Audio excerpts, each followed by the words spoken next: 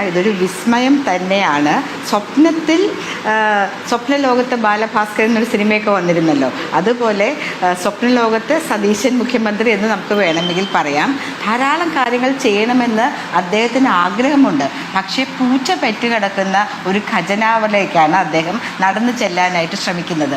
ഇപ്പോൾ തന്നെ ധാരാളം പദ്ധതികൾ അദ്ദേഹം പറയുന്നുണ്ട്. ഇന്ത്യയിൽ ആദ്യമായിട്ട് എന്നൊക്കെ പറഞ്ഞിട്ടാണ് കേരള സിൽവർ ഇക്കോണമി എന്നൊക്കെ പറഞ്ഞിട്ട് പ്രായമായ ആൾക്കാർക്ക് വേണ്ടിയിട്ടുള്ള കെയർ ഗിവേഴ്സ് പദ്ധതി എന്നൊക്കെ പറയുന്നു. പക്ഷേ അതൊക്കെ പറയുന്നത് എങ്ങനെയാണ് എന്ന് നമുക്ക് നോക്കേണ്ട കാര്യമുണ്ട്. കാരണം അദ്ദേഹത്തിനെ സംബന്ധിച്ചിടത്തോളം കുറേ സ്ഥലങ്ങൾ ടച്ച് ചെയ്ത് പോയിരിക്കുകയാണ്. അദ്ദേഹത്തിന് തന്നെ അറിയാം ഇതൊന്നും നടക്കില്ല എന്ന്. 25 ലക്ഷം രൂപ ഇൻഷുറൻസ് ആയിട്ട് മുഖ്യമന്ത്രിയുടെ ഉമ്മൻചാണ്ടി ഇൻഷുറൻസ് പരിരക്ഷ വന്നു. 10 കോടി രൂപയാണ് വച്ചിരിക്കുന്നത്. അതായത് 40 കുടുംബങ്ങൾക്ക് മാത്രമാണ് അതിൽ പങ്കാളിയാവാൻ പറ്റുന്നത്. ഈ കുടുംബങ്ങൾ എങ്ങനെയാണ് തിരഞ്ഞെടുക്കുക? ലോട്ട് എടുത്തിട്ടോ?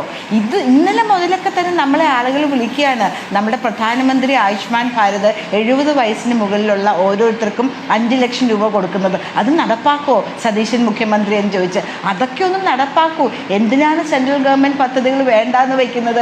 അതുപോലെ മറ്റെനിക്ക് വളരെ രസകരമായി തോന്നിയ കാര്യം, സെൻട്രൽ ഗവൺമെൻറ്റിൻ്റെ മുദ്രാ ലോൺ ഉണ്ട്. അതായത് കൊലാറ്ററൽ സെക്യൂരിറ്റി ഇല്ലാണ്ട് എല്ലാ യുവാക്കൾക്കും ആർക്ക് വേണമെങ്കിലും 60 വയസ്സിന് പ്രായമുള്ളവർക്ക് 5 ലക്ഷം രൂപ 10 ലക്ഷം രൂപയൊക്കെ ബിസിനസ് ചെയ്യാൻ കൊടുക്കുന്ന പദ്ധതിയാണ്. അതിപ്പോൾ എന്തായി?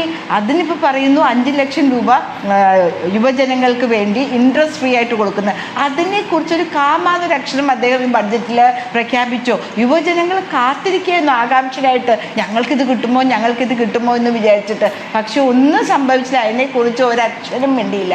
അതുപോലെ തന്നെയായിരുന്നു 10,000 രൂപ വെച്ച് പെൺകുട്ടികൾക്ക്, കോളേജിൽ പോകുന്ന പെൺകുട്ടികൾ എല്ലാവരും എക്സൈറ്റഡ് ആയിരുന്നു. ഞാനൊന്ന് സെൻറ്റ് ജോസഫിൽ കൂടെയും മഹാരാജാസിൽ കൂടെയും ലോ കോളേജിൽ കൂടെയൊക്കെ ഒന്ന് കറങ്ങി നോക്കി. ഓ ആൻറ്റി, ഞങ്ങൾ ഭയങ്കര എക്സൈറ്റഡ് ആണ്, ഞങ്ങൾക്ക് 1000 രൂപ കിട്ടും, ഇനി ഓർഡിനറി ബസ്സൊന്നും കാത്തു നിൽക്കേണ്ട, അല്ലെങ്കിൽ തന്നെ ഞങ്ങൾക്ക് പോകാം, അല്ലെങ്കിൽ ബുക്ക് മേടിക്കാം, സിനിമ കാണാൻ. ദേ വർ സോ എക്സൈറ്റഡ്.